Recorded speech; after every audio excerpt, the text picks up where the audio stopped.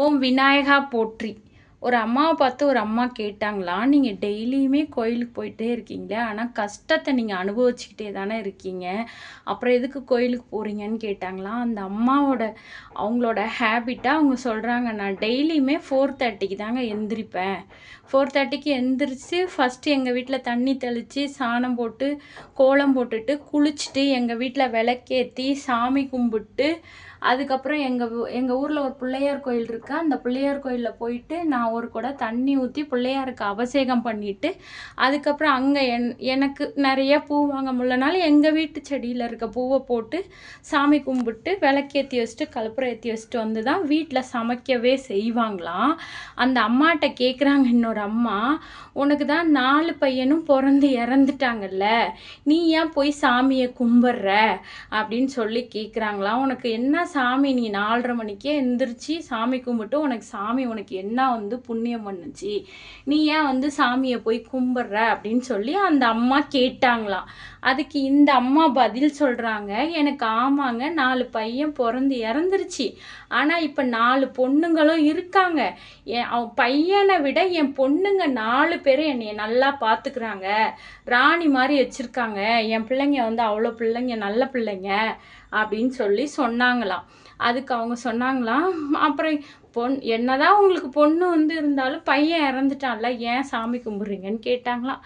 அதுக்கு அந்த அம்மா சொன்னாங்களாம், என்னங்க பண்ணுறது, போனது போயிட்டாலும் இருக்கிறவங்க நல்லா இருக்கணும் இல்லைங்களா, நம்ம போன ஜென்மத்தில் என்ன பாவம் செஞ்சோன்னு நமக்கு தெரியல, நம்ம இந்த ஜென்மத்தில் இருக்கிற வரைக்கும் பாவம் செய்யாமல் நம்மளால் முடிஞ்ச நன்மைகளை செய்வோமே, அதனால் நம்ம போனதை விட்டுருவோம், அவங்க பசங்க இறந்துட்டாங்க, வரப்போகிறது இல்லை, அவங்கள நினச்சி கவலைப்பட்டு இனி எனக்கு எதுவும் நடக்க போகிறதும் இல்லை, இருக்கிற என் பிள்ளைங்க நான் நல்லா இருக்கணும், மற்ற என் சொந்த பந்தம் நல்லா இருக்கணும், என்னை சார்ந்தவங்களாம் நல்லா இருக்கணும்னு என்னால் முடிஞ்ச அளவுக்கு நான் போய் டெய்லி சாமி கும்பிட்டு வரேன். அப்படி போய் சாமி கும்பிட்டு வரனால எனக்கு மன நிறைவாக இருக்கும். நான் ஒரு நாளைக்கு கோயிலுக்கு போகலனாவே எனக்கு மனசு ஏதோ ஒரு மாதிரியாக இருக்கும் அப்படின்னு சொல்லி அந்த அம்மா சொன்னாங்களாம். அதுக்கு இந்த அம்மா சொல்கிறாங்களாம், உனக்கு நிறைய பேர் உன்கிட்ட சொல்கிறாங்கல்ல, உனக்கு பையன் இல்லை, இப்படி இருக்கே, உனக்கு கஷ்டமாக இருக்காதா மனசுன்னு கேட்குறாங்களாம். அதுக்கு அந்த அம்மா சொல்கிறாங்க, ஆமாம் கஷ்டமாக தான் இருக்கும், அதுக்கு என்ன பண்ண சொல்கிறீங்க, அவங்க சொல்லிட்டாங்கன்னு எப்பயுமே என்னை புலம்பிக்கிட்டே அழுதுகிட்டே இருக்க சொல்கிறீங்களா, ஃபாஸ்ட் இஸ் ஃபாஸ்ட், அது முடிஞ்சு போயிடுச்சு அவ்வளோதான், என்னால் அதையே நினச்சிட்டு இருந்தேன்னா இருக்கிற என்னோடய ஃபேமிலியும் என்னோட 4 பிள்ளைங்களையும் நான் நல்லா பார்க்க முடியாதுல்ல, அதனால தான் அப்படின்னு சொல்லி சொன்னாங்களாம். அதுக்கு அந்த அம்மா சொல்கிறாங்களா, அப்போ உங்களுக்கு லைஃப்பில் கவலையே இல்லையான்னு கேட்குறாங்களா. எல்லாருமே வீடுன்னு இருந்தால் வாசப்படி இருக்கும், வாசப்படி இல்லாமல் வீடே கிடையாது, வாசப்படி வச்சு வீடு யாராவது கட்டாமல் இருப்பாங்களா, எல்லாமே வாசப்படி வச்சு தான் வீடு கட்டுவாங்க. பட் என்னன்னு பார்த்தீங்கன்னா அந்த அம்மா சொல்கிறது என்னங்கன்னா, எல்லாத்துக்கும் பிரச்சனை லைஃப்பில் வர்றது சகஜதாங்க, ஆனால் அவங்க ஒவ்வொருத்தரும் ஒவ்வொரு மாதிரி எடுத்துக்கிறத பொறுத்து தான் இருக்குது. அந்த பிரச்சனையெல்லாம் நமக்கு வந்துருச்சுன்னா அந்த பிரச்சனையிலேருந்து எப்படி மீண்டு வரணுன்னு தான் யோசிக்கணும், அதை விட்டுட்டு அந்த பிரச்சனையே நினச்சி நம்ம மனசு வருந்திட்டே இருந்தால் நம்ம மனசு பாதிச்சு அடுத்தவங்களுக்கும். இப்போ அந்த அம்மா இருக்காங்கல்ல, அவங்க எங்கள் அம்மா மாதிரி தான், அந்த அம்மா இருக்காங்களே, அந்த அம்மா அந்த பையன் போயிட்டாங்கன்னு சொல்லி 4 பசங்களே நினச்சி வருந்தி ரொம்ப கஷ்டப்பட்டு இருந்தா அந்த 4 பொண்ணையும் நல்லா வளர்த்துருப்பாங்களா, வளர்த்துக்க முடியாது தானே.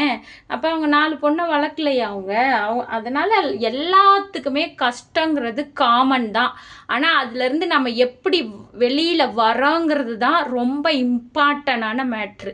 ஒவ்வொருத்தரும் அதுலேயே முழுகிடுவாங்க, அவங்களால வெளியில் வர முடியாது. ஏன் வர முடியாதுன்னா அவங்க செஞ்ச காரியம் அவங்க மனசில் அது மாதிரி இருக்குது, வர முடியல, அவங்களால வெளியில் வர முடியல. சில பேர் ப்ராக்டிக்கலாக என்ன பண்ணுறது, இருக்கிற லைஃப்பை நம்ம தான் வாழணும், நமக்காக யாரும் வரமாட்டாங்க, நம்ம லைஃப்பை நாம் தான் பார்த்துக்கணும் அப்படின்னு சொல்லிட்டு வந்துடுறாங்க, அதுதான் விஷயம். அதனால் யாரும் யாரையும் அனாவசியமாக குறை சொல்லாதீங்க. கடவுள் யாருக்கு எப்போ எது கொடுக்கணும்னு நினைக்கிறாரோ அவங்க கொடுக்குறாங்க. போன ஜென்மத்தில் அவங்க என்ன பாவம் பண்ணாங்க, என்ன புண்ணியம் பண்ணாங்கன்னு நமக்கு தெரியாது. உடனே யாரையும் போய் குறை சொல்லாதீங்க. உங்களுக்கு பையன் தான் பிறந்துருச்சு, பொண்ணு தான் பிறந்துருச்சு, உங்களுக்கு குழந்தை இல்லை, பையன் இல்லை, பையன் மட்டும் என்னங்க தாங்க போகிறான். பொண்ணு வந்து தாங்க மாட்டாங்களா? பையனோ பொண்ணோ குழந்தை முக்கியம். நம்ம லைஃப்பில் வந்து நமக்கு பசங்க முக்கியம். அவங்க எப்படி நம்மளை பார்த்துக்கிறாங்க, அவங்களுக்கு நாம் எப்படி நல்லது சொல்லித்தரோம். பையனாக இருந்தாலும் பொண்ணாக இருந்தாலும் உங்கள் பொண்ணுக்கு வந்து நீங்கள் அம்மாவோட கஷ்டத்தை சொல்லிக் கொடுங்க. பையனாக இருந்தால் அப்பாவோட கஷ்டத்தை சொல்லிக் கொடுங்க. அப்பா வேலைக்கு போகிறாரா, எவ்வளோ கஷ்டப்படுறாரு, எவ்வளோ வேலை செய்கிறாரு, நீ ஒழுங்காக படி. பிள்ளைங்கக்கிட்ட வந்து அனாவசியமாக வம்பிழுக்காத, நல்லதை பையனுக்கு சொல்லி கொடுத்து வளங்க. அதே ஒரு பொண்ணாக இருக்கா, நீ ஸ்கூலுக்கு படிக்க தானே போகிற, படிக்கிற வேலையை மட்டும் பாரு, அனாவசியமாக வேறு வேலையெல்லாம் பார்க்காத, ஸ்கூலு வீடு அப்படின்னு இரு அப்படின்னு சொல்லி கொடுத்து வளங்க. நம்ம மேலே தப்பாக வச்சுக்கிட்டு அடுத்தவங்க மேலே என்றைக்குமே போய் குறை கண்டுபிடிக்காதீங்க.